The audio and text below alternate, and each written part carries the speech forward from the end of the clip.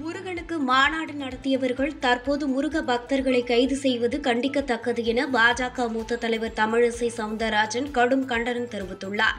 இதுகுறித்து அவர் வெளியிட்டுள்ள எக்ஸ் தள பதிவில், மதுரையில் 144 தடை உத்தரவு போடப்பட்டு முன்னெச்சரிக்கை நடவடிக்கை என்று இந்து முன்னணி மற்றும் பாரதிய ஜனதா கட்சி தலைவர்களை கைது செய்திருப்பது வன்மையாக கண்டிக்கத்தக்கது என்றார். இதனால் திராவிட மாடல் அரசு தமிழக முதலமைச்சர் தாங்கள் மத சார்பற்றவர்கள் என்று சொல்லிக் கொள்ளும் முகத்திரை எப்போதும் போல கிழிந்துள்ளதாகவும் தெரிவித்துள்ளார். தமிழ்நாட்டில் ஜனநாயகத்தின் குரலும் கருத்து சுதந்திரத்தின் குரலும் நெரிக்கப்பட்டுக் கொண்டிருக்கிறது என்றார்.